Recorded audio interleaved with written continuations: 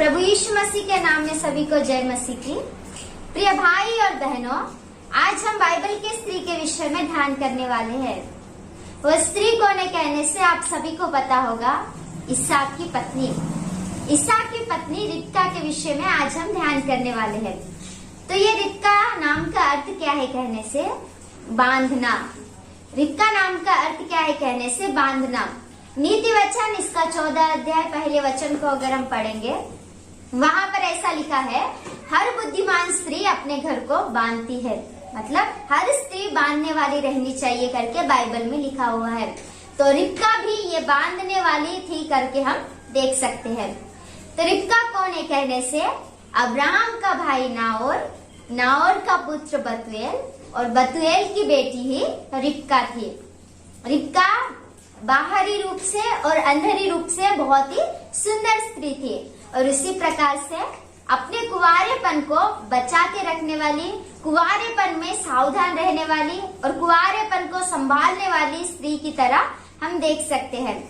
तो ये रिबका बतूएल की बेटी थी। रिबका के विषय में अगर हमें पूरी जानकारी चाहिए तो उससे पहले हम संदर्भ को देखेंगे। संदर्भ को अगर हम विचार करेंगे, जब अब्राहम बूढ़ा होता है तब अब्राहम को ऐसा लगता है अब मेरा बेटा बड़ा हो गया है, इसहाक बड़ा हो गया है, अब उसका विवाह कर देना चाहिए। इसहाक जब 40 वर्ष का था तब अब्राहम को ये सवाल आता है। तब अब्राहम अपने घर के बड़े दास एलियाजर को बुलाते हैं और एलियाजर से इस प्रकार से कहते हैं कि मेरे बेटे का इसहाक का विवाह करना है, तो मुझे इस देश की स्त्री नहीं, लेकिन मुझे मेरे स्वदेश की स्त्री चाहिए जिससे मैं इसहाक का विवाह कर दूं।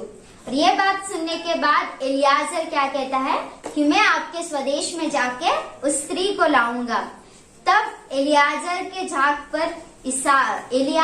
झाग पर अब्राहम हाथ रखकर उसे शपथ लेते हैं और उसे कहते हैं कि यहोवा तेरे संग रहेगा, तू वहां पर जाके मेरे बेटे के लिए एक स्त्री को लाना।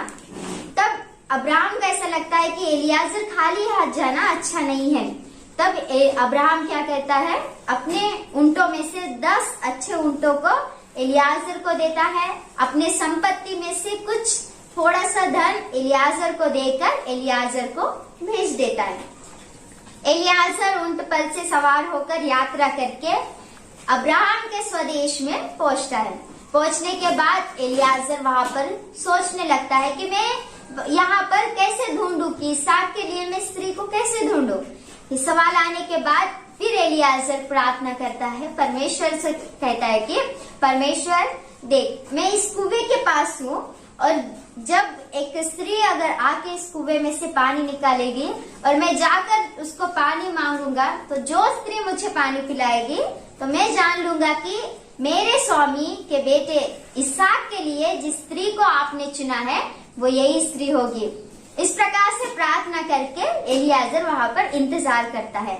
एलियाजर जब भी कोई भी काम करता था तब वो परमेश्वर से प्रार्थना करता था। एलियाजर के अंदर ये एक अच्छा गुण था कि वो परमेश्वर की इच्छाओं को जानने के लिए परमेश्वर से हर समय प्रार्थना करता था और प्रार्थना करके इंतजार करता था कि परमेश्वर उसका उत्तर जरूर देगा। तब क्या होता है, रिबका अपने कंधे पर घड़ा लेकर कुएं के पास आती है और कुएं के पास आके कुएं में उतर के कुएं में से पानी भरकर बाहर आती है।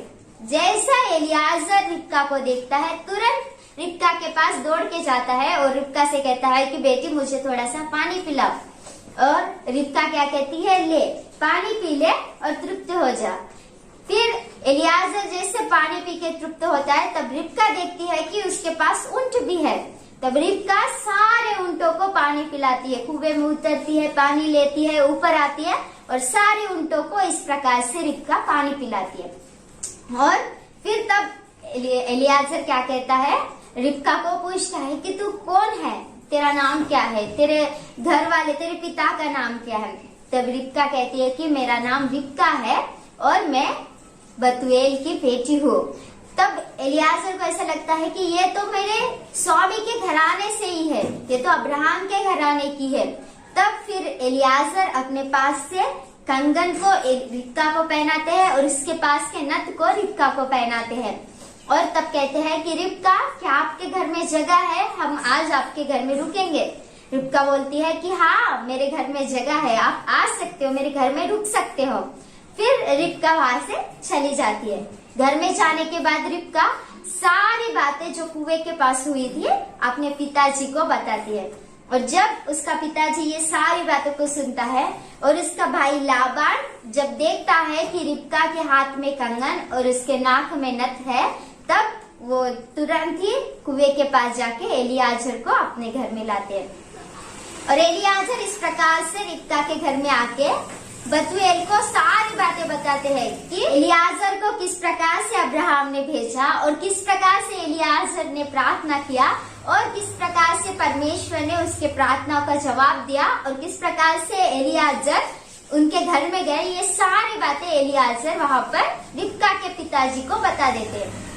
तब फिर रिबका सभी के लिए खाना बनाती है और सभी लोग खाना खा के तृप्त हो जाते हैं। फिर पूछा जाता है रिबका को बुलाकर कि रिबका, क्या तुम इनके साथ जाएगी? तब रिबका कहती है कि हाँ, मैं इनके साथ जाऊंगी। फिर सारे घर के लोग रिबका को आशीर्वाद देते हैं, उसका भाई आशीर्वाद देता है, उसके पिता आशीर्वाद देते हैं और इस प्रकार से एलियाजर के साथ रिबका को भेज देते हैं। और रिबका ऊंट पे बैठ के ना देखे हुए देश में, ना देखे हुए पुरुष के पास जाने के लिए तैयार होती है और इस प्रकार से वो ऊंट पे बैठ के चली जाती है। जैसे रिबका उस गांव में पहुंचती है, नगर में पहुंचती है, तो खेत में इसहाक दिखाई देता है। जब वो इसहाक को देखती है, उसको नहीं पता है कि वो कौन है। तब एलियाजर को पूछती है कि दूर मैदान में जो पुरुष है वो कौन है? तब एलियाजर कहता है कि मेरे स्वामी का बेटा इसहाक यही है जिसके साथ आपका विवाह होने वाला है। ये बात को सुनने के बाद रिबका ऊंट पर से उतरती है और घूंघट लेती है और इसहाक से मिलने के लिए वहां पर जाती है और इसहाक से रिबका मिलती है। फिर उनका विवाह किया जाता है और उनका विवाह होने के बाद इसहाक को 2 पुत्र उत्पन्न होते हैं, याकूब और एसाव। इस प्रकार से रिबका दोनों पुत्रों को जन्म देकर एक आशीषित स्त्री कहलाती है। परमेश्वर ने इसे बहुत ही आशीषित किया और इसके द्वारा परमेश्वर ने बहुत ही आशीषित किया करके हम देख सकते हैं। यह है रिबका का पूरा संदर्भ। तो हम रिबका के जीवन से क्या सीखेंगे? अभी तो हमने रिबका के बारे में देखा, लेकिन रिबका के जीवन से एक स्त्री होने के नाते एक स्त्री को क्या सीखना चाहिए? एक कलीसिया होने के नाते कलीसिया को क्या सीखना चाहिए? स्त्री मतलब आत्मिक रूप से हम देखेंगे तो कलीसिया। अब ऐसा मत सोचिए कि एक स्त्री के बारे में है तो हम पुरुष लोग इस वीडियो को नहीं देख सकते, पुरुष लोग इस स्त्री के बारे में नहीं सुन सकते, लेकिन स्त्री मतलब कलीसिया है। परमेश्वर सभी कलीसिया से अपने वचनों के द्वारा ही बात करते हैं। तो हम रिबका के जीवन से आज सीखने वाले, हम रिबका के जीवन से बहुत सी ऐसी बातें हैं जो सीखने वाले हैं। हम 3 बातों को देखेंगे। रिबका कैसी थी, रिबका ने क्या किया और कलीसिया होने के नाते, एक स्त्री होने के नाते हमें क्या करना है, हमारा जीवन कैसा रहना है। सबसे पहली बात को अगर हम देखेंगे, रिबका के जीवन से सबसे पहली बात को अगर हम देखेंगे, उत्पत्ति इसका 24 अध्याय 17 वचन से लेकर 20 वचन तक। उत्पत्ति इसका 24 अध्याय 17 वचन से लेकर 20 वचन तक। सबसे पहला पॉइंट यह है कि रिबका के अंदर सहायता करने का गुण था, कष्ट करने का गुण था और अतिथि सत्कार करने का गुण था। ये 3 बातें पहले पॉइंट में हम देख सकते हैं। हम कहेंगे कि रिबका के अंदर कैसे सहायता करने का गुण था, कैसे कष्ट करने का गुण था, या फिर कैसे अतिथि सत्कार करने का गुण था। ये बातों का अगर हम विचार करेंगे, जब रिबका कुएं के पास आती है और एलियाजर प्यासा है ये देखती है, तो एलियाजर उसे पानी पिलाकर उसकी सहायता करती है। और हम देखेंगे कि रिबका के अंदर कष्ट करने का गुण कैसा था। जब रिबका को ये बात पता चलती है कि एलियाजर के पास और 10 ऊंट है और वो भी प्यासे है, ये देखने के बाद रिबका नीचे कुएं में उतरती है, फिर ऊपर आती है और ऊंटों को पानी पिलाती है। 10 ऊंटों को पानी पिलाना ये मामूली बात नहीं है, इसके लिए बहुत कष्ट करना पड़ता है। कम से कम रिबका 40 से 50 बार कुएं में उतरी होगी और ऊपर आई होगी और 40-50 बार उसने कष्ट करके सारे ऊंटों को पेट भर के पानी पिलाया। मतलब रिबका के अंदर क्या है, कष्ट करने का गुण है। और तीसरी बात को हम देखेंगे कि इसके अंदर कैसा अतिथि सत्कार करने का गुण था। जब रिबका अपने घर में आती है, अपने पिताजी को सारे बातें बताती है और एलियाजर भी घर में आता है, तो ये सभी के लिए खाना बनाती है और सभी लोगों को ये भोजन खिलाती है। मतलब इसके अंदर अतिथि सत्कार करने का भी गुण है। देखते हैं कि ये 3 बातें रिबका के अंदर थी। रिबका आलसी स्त्री नहीं थी, ये कुड़कुड़ाने वाले भी स्त्री नहीं थी, रिबका स्वार्थी भी नहीं थी, लेकिन रिबका सहायता करने वाली स्त्री थी, रिबका कष्ट करने वाली स्त्री थी, रिबका अतिथि सत्कार करने वाली स्त्री थी। अगर हम बाइबल में पढ़ेंगे मत्ती रचित सुसमाचार इसका 10वां अध्याय 42वें वचन को अगर हम पढ़ेंगे और मत्ती रचित सुसमाचार इसका 25वां अध्याय 40वें वचन को अगर हम पढ़ेंगे, दोनों रेफरेंस में भी यीशु मसीह स्पष्ट रीति से कहते हैं कि जो कोई भूखा है या जो कोई प्यासा है या जो कोई तकलीफ में है, ये देखकर अगर आप उसकी सहायता करते हो, नहीं तो फिर इन छोटे में से छोटे जो मेरा चेला जानकर 1 गिलास पानी पिलाते हो, तो आप अपना प्रतिफल कभी भी नहीं खोओगे, आप उसका प्रतिफल जरूर पाओगे करके यीशु मसीह स्पष्ट रीति से कहते हैं। हम देखते हैं तो रिबका के अंदर ये गुण था। आजकल अगर हम विचार करेंगे तो बहुत सी स्त्रियों के अंदर ऐसा स्वभाव नहीं रहता है। जब उनको ऐसा लगता है कि किसी की हमें सहायता करनी चाहिए, उस समय में वो सहायता करने के लिए आगे पीछे होते हैं और कष्ट करने के लिए थोड़ा सा काम कर लेंगे स्त्रियां, लेकिन अगर थोड़ा ज्यादा काम हो जाता है तो वो थक जाते हैं। काम करते हैं, फिर 1 घंटा काम करेंगे तो 2 घंटा आराम करेंगे, 3 घंटा काम करेंगे तो 6 घंटा आराम करेंगे। मतलब कष्ट करके स्त्रियां थक जाती, लेकिन रिबका के अंदर ऐसा स्वभाव नहीं था। रिबका बहुत कष्ट करने वाली स्त्री थी और हम देखते हैं कि अतिथि सत्कार करने वाली भी स्त्री थी। बहुत सारी स्त्रियां क्या करते हैं, जब उनके घर में कोई आता है मेहमान, तो मेहमान को दरवाजे के पास ही देखकर अंदर छिप जाती है। मतलब उनको अतिथि सत्कार करने का गुण ही नहीं है। वो उन्हें 1 गिलास पानी भी नहीं पिलाएगी और उनसे पूछेगी भी नहीं कि आप कैसे हो, आपका प्रवास कैसे था, आप कैसे आए, आप अच्छे हो क्या, आपके घर वाले कैसे, नहीं, ये बातें वो नहीं पूछेंगे, लेकिन छिप जाएंगे। वो जब मेहमान आते हैं तो वो कुड़कुड़ाने लगते हैं, उनको सत्कार करने की बिल्कुल इच्छा नहीं रहती है। लेकिन परमेश्वर का वचन क्या कहता है कि अतिथि सत्कार करना बहुत जरूरी है। लेकिन इसके द्वारा बहुत से लोगों ने अनजाने में स्वर्गदूतों का सत्कार किया है। और अतिथि सत्कार कैसे करना चाहिए कहने से, बिना कुड़कुड़ाते हुए अतिथि सत्कार करना चाहिए करके बाइबल में ही स्पष्ट रीति से लिखा है। मतलब अतिथि सत्कार जो भी करता है वो बिना कुड़कुड़ाते करना चाहिए। लेकिन आजकल के स्त्रियों को अगर हम देखेंगे, वो सबसे पहले अतिथियों को देखने के बाद ही कुड़कुड़ाने लगते हैं। हमारे अंदर एक स्त्री होने के नाते, नहीं तो एक कलीसिया होने के नाते ऐसा स्वभाव कभी भी नहीं रहना चाहिए। हमेशा अतिथि सत्कार करने के लिए तत्पर रहना चाहिए करके बाइबल में लिखा हुआ है। अतिथि सत्कार करने के लिए नहीं कुड़कुड़ाना चाहिए करके बाइबल में लिखा है। अतिथि सत्कार आनंद से करना चाहिए करके बाइबल में लिखा है। और कष्ट भी करना चाहिए परमेश्वर का काम करने के लिए, परमेश्वर की सेवकाई करने के लिए, परमेश्वर के वचन का प्रचार करने के लिए, परमेश्वर के सेवकों की सहायता करने के लिए हर समय स्त्री तैयार रहनी चाहिए, हर समय कलीसिया तैयार रहना चाहिए करके हम देख सकते हैं। तो हम रिबका के जीवन से सबसे पहली बात को क्या सीख सकते हैं कहने से, हर स्त्री, हर कलीसिया सबसे पहली बात को सीखना है कि हर स्त्री के अंदर, हर कलीसिया के अंदर कष्ट करने का स्वभाव रहना चाहिए, सहायता करने का स्वभाव रहना चाहिए और अच्छा अतिथि सत्कार करने का स्वभाव रहना चाहिए। तो ये पहले पॉइंट के द्वारा हम सीखते हैं। दूसरी पॉइंट के द्वारा हम क्या सीखते हैं रिबका के जीवन से, दूसरे पॉइंट के द्वारा हम क्या सीख सकते हैं कहने से, उत्पत्ति इसका 24 अध्याय 50 वचन से लेकर 61 वचन तक। यहाँ पर क्या है, रिबका को जब पता चला कि परमेश्वर की इच्छा क्या है, परमेश्वर चाहते हैं कि मेरा विवाह इसहाक के साथ हो, जब उसको परमेश्वर की इच्छा पता चली तब वो परमेश्वर की इच्छा के अधीन हो गई।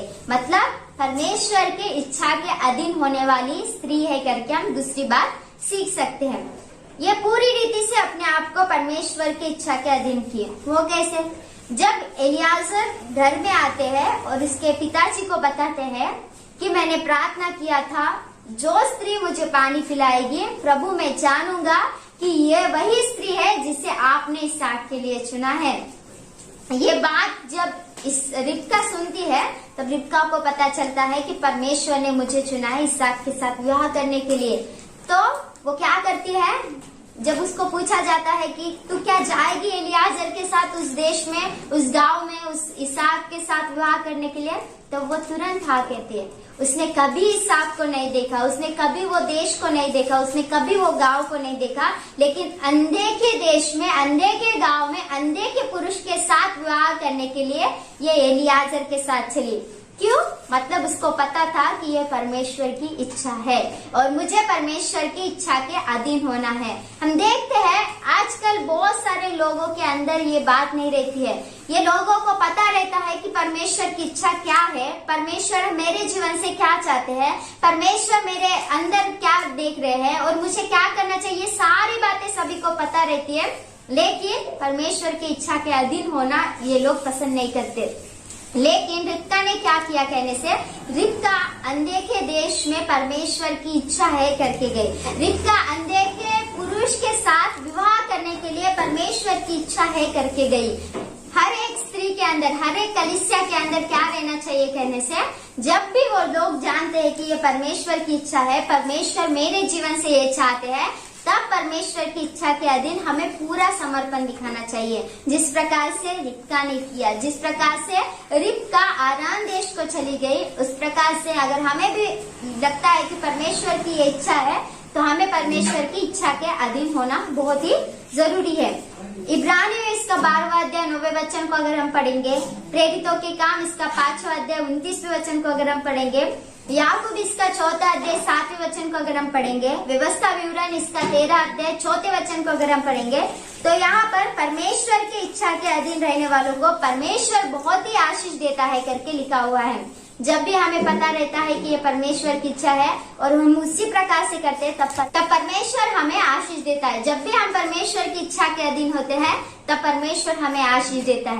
तो रिबका के जीवन के द्वारा हम क्या सीख सकते हैं कहने से, जब हमें पता चलता है कि परमेश्वर की ये इच्छा है तो हमें परमेश्वर की इच्छा के अधीन रहना और समर्पित जीवन के साथ जीना चाहिए करके हम देख सकते हैं। परमेश्वर की इच्छा के अधीन रहना बहुत ही जरूरी है और समर्पण एक स्त्री के अंदर, एक कलीसिया के अंदर रहना बहुत जरूरी है। जब हमारे अंदर समर्पण नहीं रहेगा, अधीनता नहीं रहेगी, तब हम कुछ भी नहीं कर पाएंगे। अगर हमारे अंदर कुछ करने के लिए इच्छा है और हमारे अंदर उसके प्रति समर्पण है और हमारे अंदर उसके प्रति अधीनता है, तब हम परमेश्वर के लिए कुछ कर सकते हैं, तब हम परमेश्वर की इच्छा को पूरा कर सकते हैं। अगर हमारे अंदर वो समर्पण नहीं है तो हम परमेश्वर के लिए परमेश्वर की इच्छा पूरा कभी नहीं कर पाएंगे।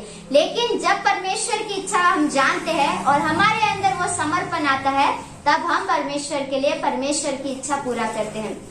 तो एक स्त्री होने के नाते, एक कलीसिया होने के नाते परमेश्वर हमसे क्या चाहते कहने से, जब भी परमेश्वर की इच्छा हमारे पास आती है तब हमें परमेश्वर की इच्छा के अधीन होकर एक समर्पित जीवन जीना चाहिए करके हम देख सकते हैं।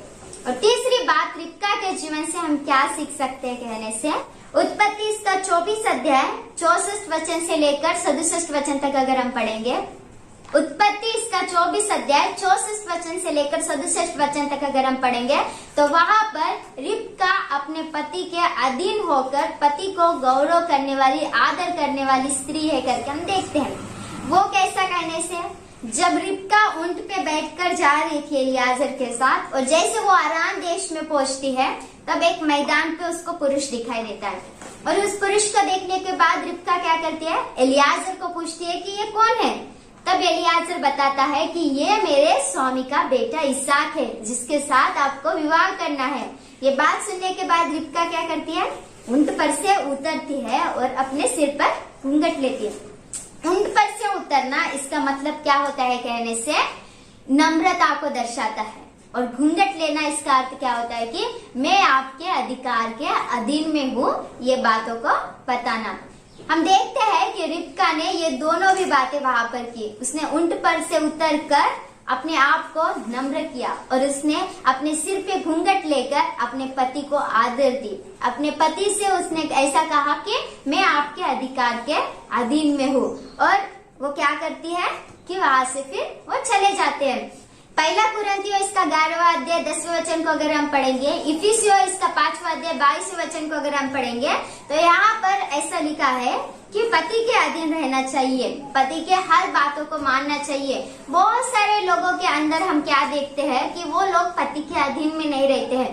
पति एक प्रकार से सोचता है, पत्नी एक प्रकार से सोचती है। पति एक करना चाहता है, पत्नी एक करती है। पति एक मार्ग पर चलना चाहता है, पत्नी दूसरे मार्ग पर चलना चाहती है। मतलब उनके अंदर अधीनता नहीं रहती है। लेकिन हर स्त्री के अंदर पति के प्रति अधीनता रहना चाहिए करके हम रिबका के जीवन से सीखते हैं। रिबका अपने पति के अधीन थी, हमें भी परमेश्वर के अधीन रहना चाहिए। उसी प्रकार से हर स्त्री पति के अधीन रहना चाहिए करके हम देखते हैं। बहुत सारे लोग क्या करते हैं, पति को देखने के बाद उसको आदर नहीं देते, उसका गौरव नहीं करते, उसको सम्मान नहीं देते। जब भी पति को देखते हैं तब उनके अंदर हम ये नहीं देखते कि उनके अंदर नम्रता है, उनके अंदर दीनता है। बहुत सारी स्त्रियों को इस प्रकार से देखते हैं। और दूसरी बात, वो लोग अपने सिर पर घूंघट भी नहीं लेते। सिर पर घूंघट लेना इसका मतलब क्या होता है कि मैं आपके अधिकार के अधीन में हूँ। जब भी हम चर्च में जाते हैं हम सिर पर घूंघट लेते हैं। स्त्री होने के नाते हर स्त्री सिर पर घूंघट लेती है। सिर पर घूंघट क्यों लेती है स्त्री? उसका मतलब क्या है कहने से, वहाँ पर परमेश्वर की उपस्थिति रहती है। और जब परमेश्वर की उपस्थिति वहाँ पर रहती है तब हम परमेश्वर से ये कहते हैं कि परमेश्वर देख, मैं तेरे अधिकार के अधीन में हूँ। और इसी प्रकार से हम देखते हैं कि ये रिबका परमेश्वर से भी कहती है कि मैं तेरे इच्छा के अधीन हूँ, और पति से ये कहती है कि मैं तेरे अधिकार के अधीन में हूँ। हर स्त्री के अंदर ये स्वभाव रहना बहुत जरूरी है। हर स्त्री के अंदर नम्रता का स्वभाव रहना चाहिए। और दूसरी बात, पति के अधीन रहना चाहिए, पति के अधिकार के अधीन रहना चाहिए। पति अगर कहता है कि ये काम कर तो पत्नी करनी चाहिए। पति अगर कहता है यहाँ पर जा तो पत्नी जानी चाहिए, क्योंकि तभी तो हमें समझ में आता है कि ये अधिकार के अधीन में है। तो हर स्त्री के अंदर ये दो बातें रहना चाहिए करके हम तीसरे पॉइंट के द्वारा सीख सकते हैं। उत्पत्ति इसका 18 अध्याय 22 वचन को अगर हम पढ़ेंगे तो वहाँ पर स्पष्ट रीति से लिखा है कि सारा अपने पति अब्राहम के अधीन में थी, उसकी आज्ञा मानती थी, उसकी इच्छाओं को पूरा करती थी, और उसे नाम लेकर नहीं लेकिन स्वामी करके बुलाती थी करके हम देखते हैं। तो हर स्त्री के अंदर ऐसा स्वभाव रहना चाहिए। पूर्व काल में जो स्त्रियां थी, जो स्त्रियां अपने आप को पवित्र जीवन के साथ जीती थी, उस स्त्रियों को देखने के बाद हमें उनके तरह जीना चाहिए करके हम बाइबल में स्पष्ट रीति से देखते हैं। वो हमारे लिए एक आदर्श है। हर स्त्री के लिए पूर्व काल में जो पवित्र स्त्रियां थी वो आदर्श है। रिबका, अब्राहम की पत्नी सारा, ऐसे बहुत सारी स्त्रियां हैं जो हमारे लिए आदर्श है। हमें उनके द्वारा बहुत सारी बातें सीखनी बहुत जरूरी है। रिबका के जीवन से हमने 3 बातों को सीखा। सबसे पहला बात क्या था कि रिबका सहायता करने वाली स्त्री थी, कष्ट करने वाली स्त्री थी, और तीसरा अतिथि सत्कार करने वाली स्त्री थी। दूसरे पॉइंट को हमने रिबका के जीवन से सीखा कि रिबका अपने परमेश्वर की इच्छाओं को जानकर उस इच्छा के अधीन में रहने वाली स्त्री थी। और तीसरी बात को हमने देखा कि पति के अधीन में रहकर पति को गौरव देने वाली, पति का आदर करने वाली स्त्री थी। जब रिबका ने देखा कि मैदान में इसहाक है, हम इसहाक को अगर हम विचार करेंगे तो इसहाक यीशु मसीह को दर्शाते हैं और रिबका कलीसिया को दर्शाती है। एलियाजर जो है वो पास्टर को दर्शाते हैं। इसहाक क्या कर रहे थे? खेत में थे। खेत आकाश को दर्शाता है।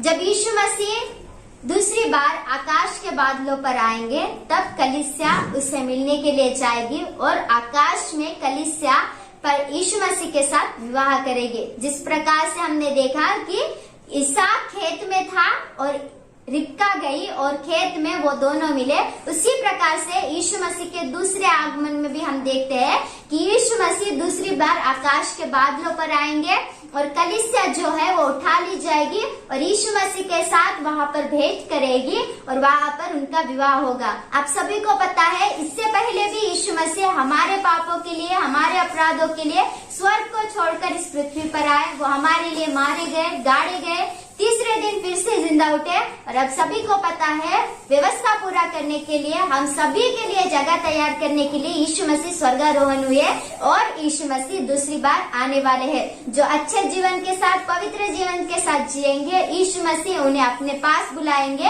और उनसे विवाह करेंगे। तो हमने अभी 3 बातों को देखा रिबका के जीवन से कि रिबका किस प्रकार से अभी हमने रिबका के जीवन से 3 बातों को देखा कि रिबका किस प्रकार से थी और रिबका कैसे कार्यों को की और कलीसिया होने के नाते, स्त्री होने के नाते हमें क्या करना चाहिए, ये बातों का अभी हमने देखा। ये 3 बातों के द्वारा आप सभी को परमेश्वर आशीष दे। आमीन। Praise God.